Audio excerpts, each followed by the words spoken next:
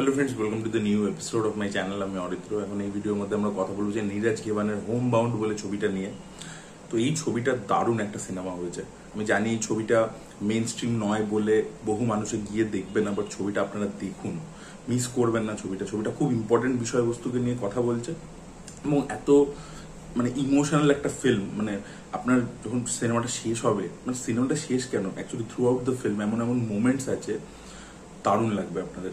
আপনার just emotional করে দেবে, হেভি হার্ট এবং খুব রিয়েলিটি দেখাবে। তো নীরাজ ঘেবান মাসান লাস্ট বানিয়েছিল, তার পরবর্তীতে কিছু শর্ট ফিল্ম সে বানিয়েছে, কিছু সিরিজ ডিরেক্ট করেছে, সিনেমা ফুল লেন্থ ফিচার আর কি। সেই মাসানের পরবর্তীতে হোম বাউন্ড বানিয়েছে।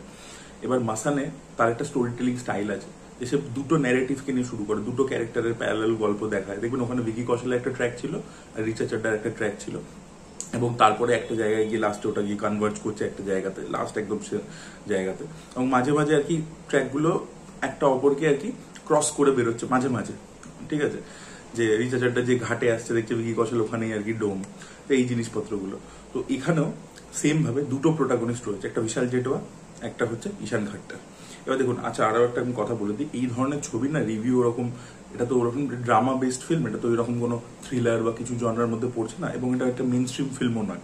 তো ওরকম আপনি প্লট পয়েন্ট নিয়ে কথা না বলে আপনি জিনিসটা নিয়ে ডিটেলে আলোচনা করতে পারবেন না। তো সেটা নিয়ে আলোচনা করতেই হবে, নাহলে সিনেমাটা কি বোঝাতে চাইছে আমাদেরকে, কেন বোঝাতে চাইছে, সেইটা নিয়ে আমরা কথা বলতে পারবো না। তো সেই ডিটেলগুলো নিয়ে আলোচনা হবে। তো যারা ওই স্পয়লার দেখতে চান না, তাদেরকে প্রথমেই বলে দিলাম যে ছবিটা খুবই ভালো হয়েছে, খুব ইমোশনাল হয়েছে, দারুণ পারফরমেন্সেস রয়েছে।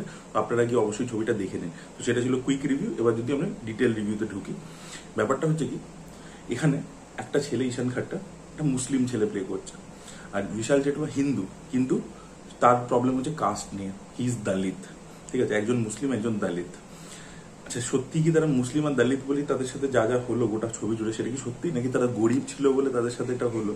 সেটা কিন্তু একটা কাইন্ড অফ কোয়েশ্চেন, যেটা থ্রু আউট দ্য ফিল্ম আমাদের সামনে চলে আসে। যে if this people were from আরো একটা ইনফ্লুয়েন্সিয়াল ব্যাকগ্রাউন্ড থেকে, তাহলে কি এদের সাথে এইগুলো হতো? We don't know. তো এখানে নীরাজ ঘেবান কি করেছে না, সবকটা ইস্যুকে অ্যাড্রেস করেছে। মাসানে দ্য অ্যাপ্রোচ ওয়াজ মোর ইন্টারনালাইজড, ঠিক আছে, অনেক বেশি ইন্টারনাল, নিজের দিকে তাকানো, নিজের সাথে একটা লড়াই, সেই জিনিসপত্রগুলোর দিকে অনেক বেশি ফোকাস ছিল। এখানে জিনিসটা অনেক বেশি আউটওয়ার্ড অ্যাপ্রোচ। এখানে নীরাজ ঘেবান একমাত্র এরকম ফিল্ম মেকার যে ইস্যু বেসড জিনিসপত্র নিয়ে কাজ করে, আপনারা প্রত্যেকেই জানেন, সেটা তার শর্ট ফিল্মসেও ইত্যাদিতেও উঠে এসছে। তো এবারে সে অনেকগুলো ইস্যুকে এবারে ট্যাকেল করেছে। যেরকম প্রথম হচ্ছে আমি যেটা বললাম, যে আমাদের এখানে একটা রিলিজিয়ান বেসড প্রবলেম হয়, সেটা এই ঈশান খাট্টারের ক্যারেক্টারটাকে দিয়ে অ্যাড্রেস করা হয়েছে। কাস্ট বেসড যে প্রবলেমগুলো হয় সেগুলো অ্যাড্রেস করা হয়েছে বিশাল জেটওয়াকে দিয়ে। জেন্ডার বেসড যে প্রবলেম হয়, এবং স্পেশালি তার সাথে যখন কাস্টের অ্যাঙ্গেলটাও চলে আসে, সেটা আবার জাহ্নবী কাপুরের ক্যারেক্টারটাকে দিয়ে ডিল করা হয়েছে। আচ্ছা, তারপরে কাস্ট ডিসক্রিমিনেশনের মধ্যেও একটা হায়ারার্কি কাজ করে, সেটা কিন্তু খুব সুন্দরভাবে, সেটা কিন্তু খুব কমপ্লেক্স একটা ব্যাপার। যে একটা ফ্যামিলি আমরা দেখতে পাচ্ছি, বিশাল জেটওয়ার যে ফ্যামিলিটা, সেখানেও বিশাল জেটওয়া যেহেতু ছেলে, তাই জন্য সে কিন্তু বেটার অপরচুনিটিস পেয়েছে কম্পারেটিভলি। আর তার যে বোন, সে কিন্তু অপরচুনিটিস পায়নি। সে কিন্তু ওই সরকারি স্কুলে বাচ্চাদেরকে ছুচিয়ে দেয়, টয়লেট করিয়ে দেয়। তো এই জিনিসটা এতটা পাওয়ারফুল, এবং একটা জায়গাতে ওর বোনের সাথে ওর একটা কনভারসেশন আছে, আর একটা জায়গায় জাহ্নবী কাপুরের সাথে ওর কনভারসেশন আছে।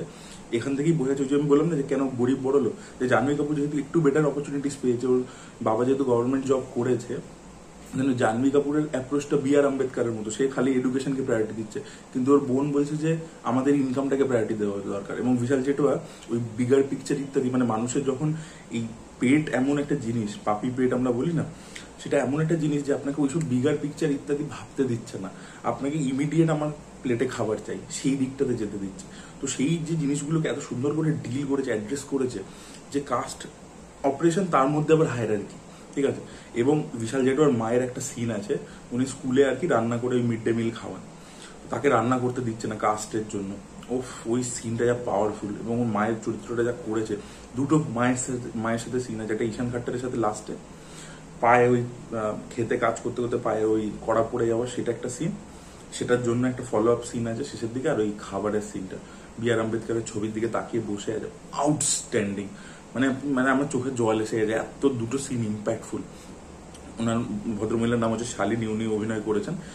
আউটস্ট্যান্ডিং সিন, ওই দুটো সিন আমাকে জাস্ট করে দিয়েছে। আর ঈশান আর এর মধ্যে যে বন্ধুত্বটা দেখিয়েছে আমাদের বিশাল জেটওয়ার মধ্যে, দুজনে তো আউটস্ট্যান্ডিং পারফরমেন্স দিয়েছে, আর দুজনের যে বন্ধুত্বটা দেখিয়েছে।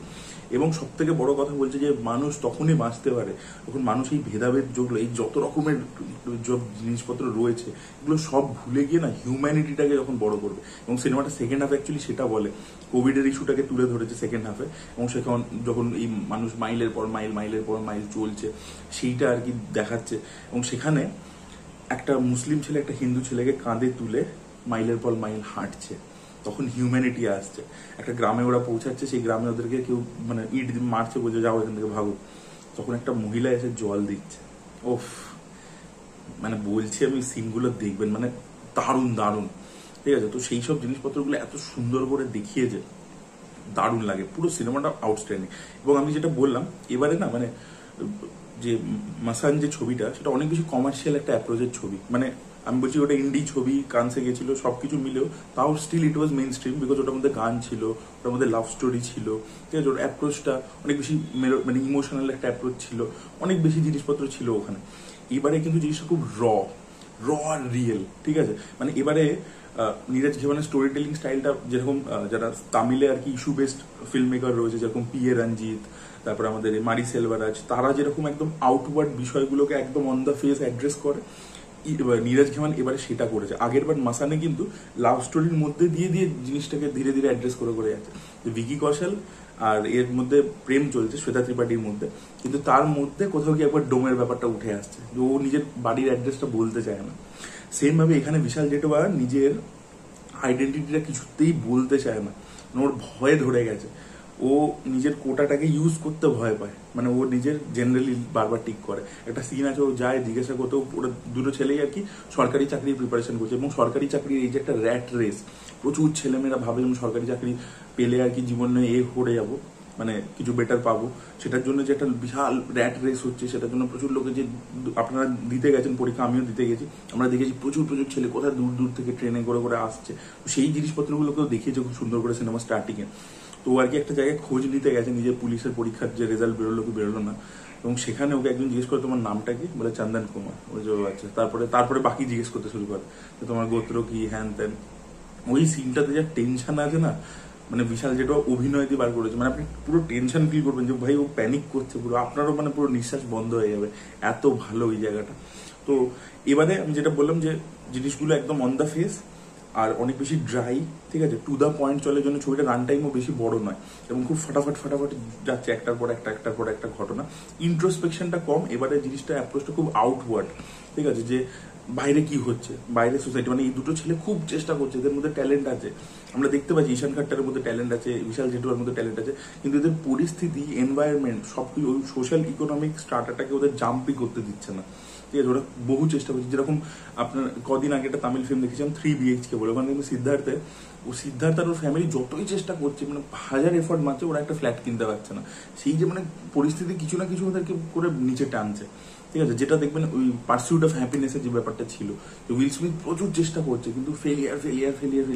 তো আমি ভাবছিলাম যে কোনো একদিকে তো পজিটিভ দিকে যাবে, কিন্তু মানে আর ওপেন এন্ডিং করা হয়েছে, মানে একটা অদ্ভুত ভাবে একটা আপনার মনের মধ্যে একটা প্রশ্ন তুলে দিয়ে সিনেমাটাকে শেষ করা হয়েছে, সেটা একটা অদ্ভুত ভাবে শেষ করা হয়েছে। সেখানটা মানে আমার মনে হচ্ছিল যে আচ্ছা এরকম একটা কিছু দিকে যাবে না তো ব্যাপারটা, কিন্তু সেটা পুরোপুরি ডিরেক্টর ক্লিয়ার করেনি, ওই জায়গাতে একটা অদ্ভুতভাবে শেষ করে দিয়েছে। তো সেই জায়গাগুলো মানে মোমেন্টসগুলো খুব ভালো ওয়ার্ক করেছে। এক তো ইস্যুগুলোকে দুর্দান্তভাবে অ্যাড্রেস করা, সেগুলোকে খুব সুন্দরভাবে দেখিয়েছে, এবং অন দ্য ফেস একদম প্রপারলি দেখিয়েছে, ঠিক আছে। এবং যেটা বললাম যে মানুষ ওই হিন্দু মুসলিম কাস্টের উপর নিচে সেসব পরে, আগে হচ্ছে গরিব বড় লোকটা সব থেকে হচ্ছে আগে, এবং সেটা কিন্তু ডাইরেক্টলি বলছে না, সেটা কিন্তু আপনি মোমেন্টস গুলো দেখে বুঝতে পারবেন যে আচ্ছা, যেটা আমি একদম মানে রিভিউ স্টার্টিং এ বললাম। তো খুবই ইমোশনাল, এবং the way the film has been shot, এটা একটু মানে ওই যেটা বললাম যে একটু ড্রাই অ্যাপ্রোচ রয়েছে। মাসান অনেক বেশি সিনেম্যাটিক্যালি শর্ট, এটা অনেক বেশি মানে একটা ডকুমেন্টারি কাইন্ড অফ একটা অ্যাপ্রোচ, ওরকম আর কি একটা রয়েছে, ঠিক আছে, জিনিসগুলোকে একদম রিয়েল ভাবে দেখাচ্ছে, ঠিক আছে। তো সেই জিনিসপত্রগুলো খুব সুন্দর লেগেছে, মানে আমার তো দারুণ লেগেছে সিনেমাটা যেটা বললাম যে খুব ইমোশনাল করতে পারে, ড্রামা খুব ভালো ওয়ার্ক করে। তো এই ছবি তো ওরকম ভাবে বলা যায় না যে এটা ভালো ওইটা খারাপ, এটা ভালো ওটা খারাপ, ইটস নাথিং, মানে ইটস দ্য এন্টায়ার ফিল্ম, মানে এত ভালো লেগেছে আমার, কিছু বলার নেই। আর জাহ্নবী কাপুরেরও পারফরমেন্স অ্যাকচুয়ালি ভালো, ঠিক আছে। বাকিরা আরো বেশি অথেন্টিক পারফরমেন্স দিয়েছে। জানবি আমি বলবো না যে যেরকম মেন স্ট্রিম সিনেমাতে করে থাকে সেরকম এখানে করেছে, অনেক বেটার দিয়েছে। বাট মানে আরো যদি মানে ওর বোনের যে ট্র্যাকটা মানে এক দুটো সিন পেয়েছে সেটা যতটা ইম্প্যাক্টফুল, বা মায়ের ট্র্যাকটা যতটা ইম্প্যাক্টফুল, জানবির ট্র্যাকটা ওর থেকে কম্পারেটিভলি কম ইম্প্যাক্টফুল, কিন্তু জানবি নিজের স্ট্যান্ডার্ড অনুযায়ী যথেষ্ট ভালো পারফরমেন্স দিচ্ছে। তো এটাই বলা ছিল, দ্যাট ওয়াজ ইট গাইস। আপনারা যদি দেখেছেন হোমবাউন্ড, আপনাদের কি ওপিনিয়ন অবশ্যই কমেন্ট লিখে জানাবেন। এই ভিডিওটা ভালো লেগে থাকলে লাইক করুন, শেয়ার করুন, চ্যানেলকে সাবস্ক্রাইব করতে ভুলবেন না।